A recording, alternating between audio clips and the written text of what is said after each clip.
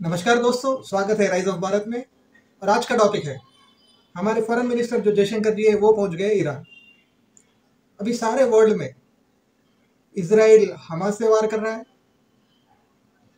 Iran पूरे terrorist को support कर रहा है, रशिया यूक्रेन से वार चल रही है, यूएस यूके और कुछ देश मिलकर हूथियों को मार रहे हैं। इस गर्मा गर्मी में जयशंकर जी का ईरान पहुंचना क्या बताता है, चलिए ये सुनते हैं मेजर गौरव आर्या के साथ। मेजर गौरव आर्या ने बड़े खूबी से एक्सप्लेन किया है इस बारे में। चलिए देखते हैं वीडियो। जय दोस्तों, मैं हूं मेजर गौरव आर्या और आप देख रहे हैं majorly right. Doctor S Jaishankar गए हैं ईरान। यहां पे दुनिया में आग लगी हुई है, ठीक है। इजराइल हमास की आग, इजराइल हिजबुल्लाह की आग, इजराइल हुथियों की आग, हुथियों और दुनिया भर के शिपिंग लाइनर्स की आग, अमेरिका और हुथियों की आग, यूके और अमेरिका की मिलकर हुथियों के खिलाफ आग। वहां पे ईरान जो है वो मोसाद के और जो खुफिया एजेंसी है इजराइल की उसके टारगेट्स उस पे बम मार रहा है इराक के अंदर। ये पूरा एरिया है आग के लपटों में। दोस्तों आप ये समझ लीजिए, मामला इतना सीरियस है कि किसी भी वक्त ये लड़ाई एशिया में घुस सकती है, दाखिल हो सकती है एशिया में। और कोई बड़ी बात नहीं है, आप ये मत कंफ्यूज मत होइएगा कि नहीं हो सकती है। It can enter Asia any time, किसी भी हफ्ते किसी भी दिन आग की लपट वहां पे पहुंच सकती है। एशिया बिल्कुल बगल में है। किसी ने सोचा थोड़ा ना था कि जो इजराइल ने लॉन्च करा था काउंटर टेररिज्म ऑपरेशन हमास के खिलाफ, वो इतना तूल पकड़ लेगा, इतना तूल पकड़ लेगा कि मामला बिल्कुल हाथ से निकल जाएगा और अमेरिका जैसे दिग्गज देश, चीन जैसे दिग्गज देश इसको कंट्रोल नहीं कर पाएंगे। लेकिन बीच में अचानक डॉक्टर जयशंकर कहां पहुंचते हैं? तेहरान। ये क्यों पहुंचे तेहरान, इन्होंने तेहरान में किया क्या और आगे चल के इसका क्या होगा, ये मूल बिंदु है आज के मेजरली राइट की। तो दोस्तों स्टोरी ये है कि 2 दिन के टूर पे जयशंकर साहब पहुंच गए। नायब रईसी जो उनके प्रेसिडेंट हैं उनसे मिले और काफी लोगों से मिले। मैं उनका नाम आपको थोड़ी देर में बताऊंगा। और मिलके जो पूरी बात है ना, ये मैं आपको बता रहा हूं, जो असली बात है ये कभी सामने नहीं आएगी। प्रेस रिलीजेस होंगी, बातचीत होगी, हमने ये डिस्कस करा, हमने ट्रेड के बारे में डिस्कस करा, हमने जियोपॉलिटिक्स के बारे में डिस्कस करा। लेकिन मैं आपको बताता हूं अंदर बात हुई क्या। ये मेरा पर्सनल विश्लेषण, ये मेरा एनालिसिस है दोस्तों। और बात ये हुई है कि भारत जो है ना दोस्तों, भारत की सबसे बनती है, ये भारत की ताकत है। और आज के जमाने में जब पूरी दुनिया, लगभग आप समझ लीजिए कि यूरोप, वहां पे रशिया और यूक्रेन की लड़ाई चल रही है, जंग की लपट में यूरोप आ रहा है, राइट। अमेरिका फंसा हुआ 2 लड़ाइयों में। वहां पे मिडिल ईस्ट, जिसको हम लोग वेस्ट एशिया बोलते हैं भारत में, वो जंग की लपटों में। अलग अलग जगह अलग अलग चीजें हो रही हैं दुनिया में। दुनिया अनस्टेबल हो रही है, ऑयल का सप्लाई डामाडोल हो रहा है, कोई किसी तरफ जा रहा है किसी तरफ। यहां पे भारत जाके ईरान को ये बोलता है कि देखो बेटा ऐसा है। स्टोरी कुछ इस तरीके से है। स्टोरी ऐसी है कि आप फंड कर रहे हो हमास को, आप फंड कर रहे हो हुथियों को, आप फंड कर रहे हो हिजबुल्लाह को। और हम ये मानते हैं, यानी कि भारत कह रहा है कि हम ये मानते हैं, हम ये स्वीकारते हैं कि आप हर समय इनको कंट्रोल नहीं कर सकते। जो पागल कुत्ता है वो काटेगा हर समय, मालिक की भी नहीं सुनता। वो मालिक को भी दांत दिखा देता है और हर समय मालिक बोलेगा काटो तो काटेगा जरूर, लेकिन जब मालिक बोलेगा मत काटो तब भी काटेगा, क्योंकि पागल कुत्ते की फितरत में है काटना। और तुमने पाल लिया बेटा 3 पागल कुत्ते, हमास, हिजबुल्लाह और हुती। ये काटेंगे। लेकिन दुनिया को पता है कि तुम इनके पीछे खड़े हो। दुनिया भली भांति इस चीज से परिचित है कि इन तीनों के पीछे खड़ा है ईरान। तो ये जब भी कुछ करेंगे ये तुम्हारे ऊपर बात आएगी। ये तो जाहिर सी बात है, ये सब जानते हैं कि इन तीनों ग्रुपों को फंडिंग ईरान से मिलती है, हेल्प भी ईरान से मिलती है। अब जब कुछ भी ये लोग करेंगे तो ईरान के ऊपर ही उंगली उठेगी। आगे देखते। दोस्तों जयशंकर साहब तो गए मिलने के लिए, किसके कहने पर गए? जाहिर सी बात है प्रधानमंत्री मोदी जी ने उनको बोला, तभी गए। बिना प्रधानमंत्री के आदेश के तो जाएंगे नहीं कहीं पे। लेकिन उसके पीछे जियोपॉलिटिकल सिनेरियो क्या है? जियोपॉलिटिकल सिनेरियो ये है कि शुरू में ईरान ने यह सोचा था कि यह लड़ाई यहीं तक सीमित रह जाएगी। जुआ है ये पूरा जो जियोपॉलिटिक्स, जो चेस का गेम है दोस्तों, जुआ है। ये ऊंट किसी भी करवट लेट सकता है। अब ऊंट किस करवट लेटा? इन्होंने ये सोचा कि हम लोग एक काम करते हैं, हम हमास को बोलते हैं कि इजराइल के ऊपर अटैक करो। जाहिर सी बात है इजराइल उसकी जवाबी कार्रवाई करेगा। और जैसे कई बार पहले हो चुका है, इजराइल मारेगा, फिर लोग बीच में आएंगे, फिर लोग बीच बचाव करेंगे, फिर ये होगा, फिर ये होगा, दुनिया भर की चीजें वापस शांति हो जाएगी। और यूक्रेन और रशिया का जो मामला चल रहा है उससे दुनिया की थोड़ी देर तक नजर हटेगी, फिर हम अपना काम कर लेंगे। एक प्लान ओवरऑल बनाया। तेल के छींटे कहां पड़ते हैं, आग की कौन सी लपट उनको पकड़ लेती है, दूसरे के घर में आग पहुंच जाती है, ये कोई कंट्रोल नहीं कर पाया आज तक। जब इनको लगा कि इजराइल तो दुनिया की बात नहीं मान रहा, इजराइल तो ठोक रहा है और इजराइल कह रहा है हम नहीं रुकेंगे, नहीं, जैसे पहले इजराइल रुक गया था, इस बार इजराइल ने बोला कि ना ना बेटा ना, अब हम नहीं रुकते, और इजराइल लगातार उनको ठोकता चला रहा है। अब दोस्तों सोचिए, बोला इजराइल के ऊपर और प्रेशर डाला जाए थोड़ा सा, ये ऐसे नहीं मानेंगे, इनको चाबी टाइट करी जाए। तो बोला कि एक काम करते हैं, हिजबुल्लाह को बीच में लाते हैं, एक तरफ से हमास मारेगा, एक तरफ से हिजबुल्लाह मारेगा।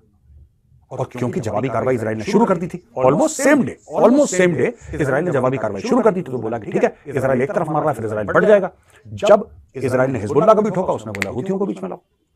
तीनों एसेट इसने इस्तेमाल कर लिए इजराइल। अब क्या हो गया कि ये मामला हो गया आउट ऑफ कंट्रोल और इजराइल ने सबको ठोकना शुरू कर दिया। इजराइल ने सबको ठोकना शुरू कर दिया और बीच में अमेरिका आ गया।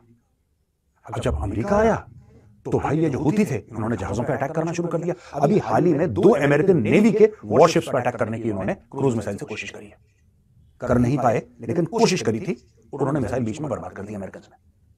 अब जो शिपिंग कंटेनर है इनके ऊपर अटैक हो रहा है, तो इस सब मामले को ठंडा करने के लिए पहुंचे डॉक्टर जयशंकर।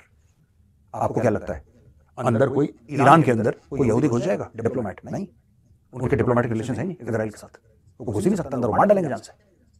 दूसरी तरफ आप देखिए, क्या आपको लगता है अमेरिका घुसा? अमेरिका के डिप्लोमेटिक रिलेशन नहीं, अमेरिका ने तो उल्टा सैंक्शंस लगा रखे हैं। ये शिया सुन्नी का खेल खेल के ये पूरा एक तरफ अरब वर्ल्ड हो गया जो सुन्नी मुसलमान देश है, एक तरफ ईरान हो गया।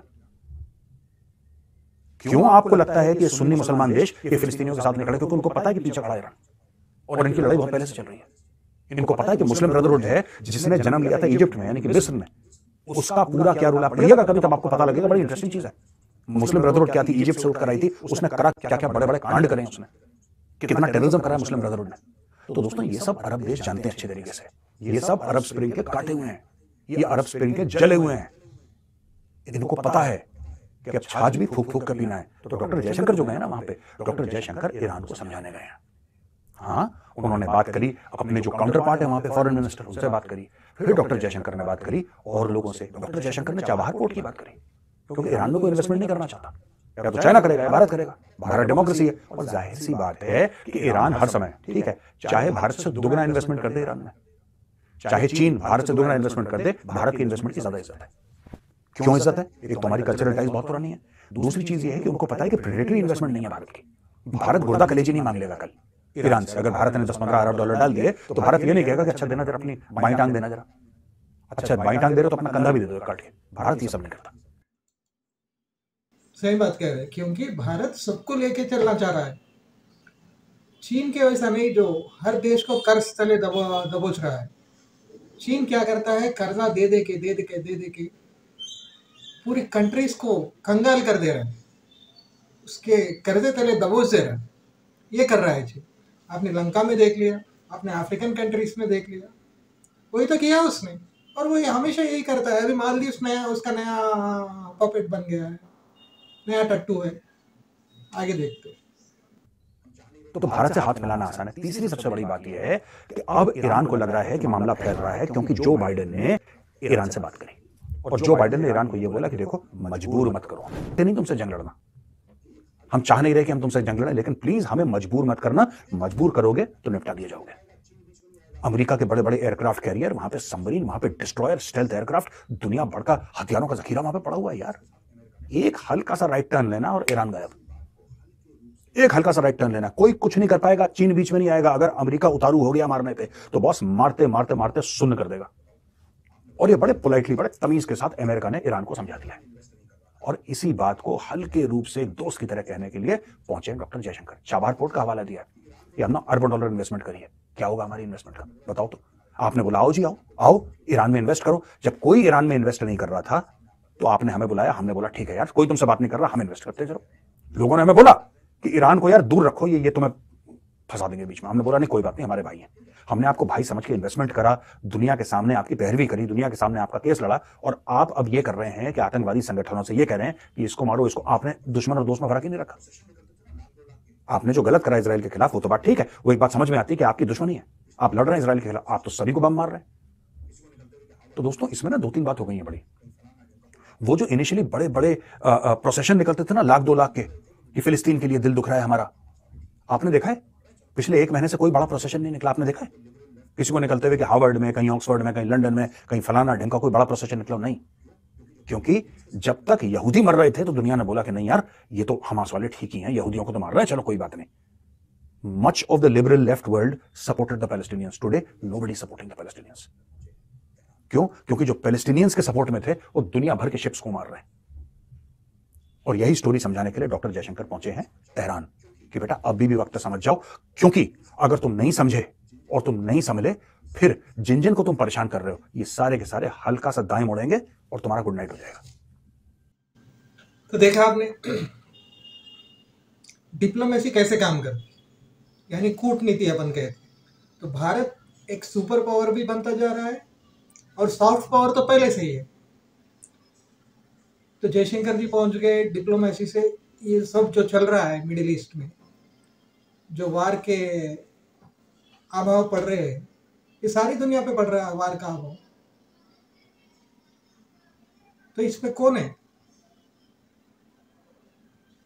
मेन किरदार? तो ईरान निभा रहा है, जो सभी हूथी को सपोर्ट कर रहा है, हमास को सपोर्ट कर रहा है, हिजबुल्लाह को सपोर्ट कर रहा है। तो इसीलिए जयशंकर का ये टूर, ईरान का टूर बहुत इंपॉर्टेंट रखता है, सिर्फ इंडिया के लिए नहीं, पूरे वर्ल्ड के लिए और वर्ल्ड पीस के लिए। तो ये थी आज की वीडियो। लाइक कीजिए, सब्सक्राइब कीजिए, शेयर कीजिए। राइज ऑफ भारत आपका चैनल है, आगे बढ़ाइए।